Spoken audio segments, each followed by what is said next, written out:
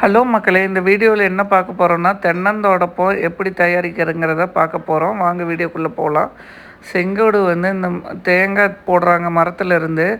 அதை வந்து பைப் லைனில் இருக்குது, உடஞ்சிரும்னு சொல்லிட்டு அதை வந்து தென்னை மட்டையால் வச்சு க்ளோஸ் பண்ணிக்கிட்டு இருக்கிறாங்க.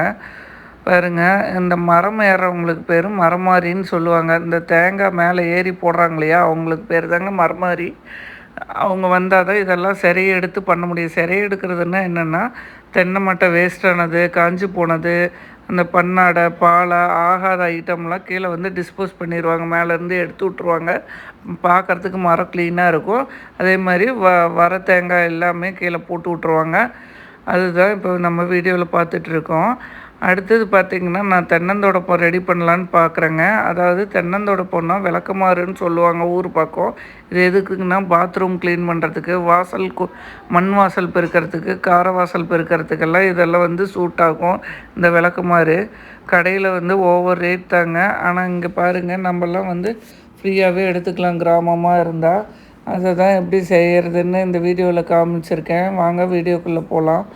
பாருங்கள், தென்னந்தோப்பில் அப்படியே தேங்காயெலாம் போட்டுட்ருக்காங்க. நம்ம மட்டையை எடுத்துகிட்டு வந்து இங்கே கொண்டு வந்து போட்டு வச்சாச்சு உரிக்கிறதுக்கு. இந்த உரிக்கிற சீன் தாங்க நான் எடுக்கவே இல்லை.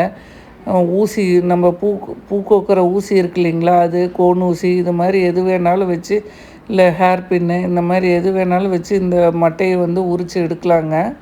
பாருங்கள், கொண்டாந்து போட்டாச்சு. நம்ம உரித்து எடுத்துட்டோம். இப்படி வந்து 2 இதாக உரித்து வச்சுருக்கேங்க. உங்களுக்கு டிஃப்ரென்ஸ் காமிக்கிறதுக்கு. கடையில் இருக்கிறது பார்த்திங்கன்னா உரித்து இருக்கும், நல்லா க்ளீனாக இருக்கும். இது வந்து நம்ம ஃபஸ்ட்டு உரித்து எடுக்கும்போது இந்த மாதிரி கொஞ்சம் சோகைன்னா அந்த மட்டை, அந்த லீஃப் இருக்கு இல்லைங்களா, கொஞ்சம் ஒட்டிகிட்டு தான் வரும். அது மறுபடியும் வந்து ஒரு கத்தி வச்சு நம்ம க்ளீன் பண்ணணும். அந்த சீனெல்லாம் தான் நான் எடுக்க மறந்துட்டேன். பாருங்கள், இந்த பக்கம் உரித்து எடுக்கும்போது அந்த மட்டை ரெக்கை வந்து ஈக்குன்னு சொல்லுவாங்க. அது ஈக்கு வந்து அப்படியே வந்து ஒயிட் கலரில் இருக்கும்.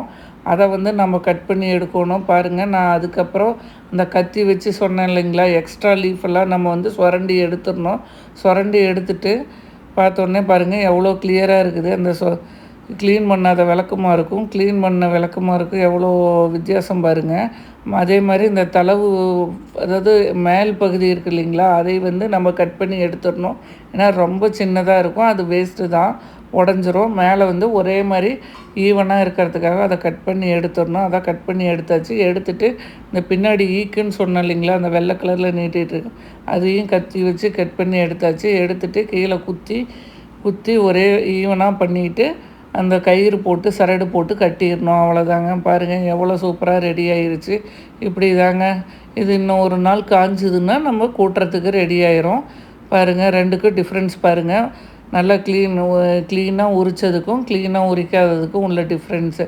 இது வந்து ஆஃப்டர் கத்தி வந்து உருவினப்புறம், இது வந்து கத்தி அந்த க்ரீனாக இருக்கிறது கத்தி உருவாததுக்கு முன்னாடி. பாருங்கள், இதுதான் டிஃப்ரென்ஸு.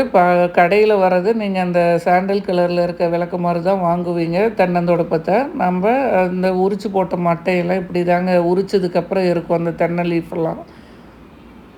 அவ்வளோதாங்க. அந்த அடிமட்டையெல்லாம் நம்ம எரிக்கிறதுக்கு வச்சுக்கலாம். இல்லை கடையில் ஏதாவது கேட்டாங்கன்னா, இந்த சின்ன சின்ன ஹோட்டல் கடையெல்லாம் இருக்கும், அதுக்கு சேல்ஸ் பண்ணிடலாம். இல்லைன்னா குப்பையாகவே கூட குப்பை குழியில் போட்டோன்னா குப்பையாக மாறிடும். அவ்வளோதாங்க.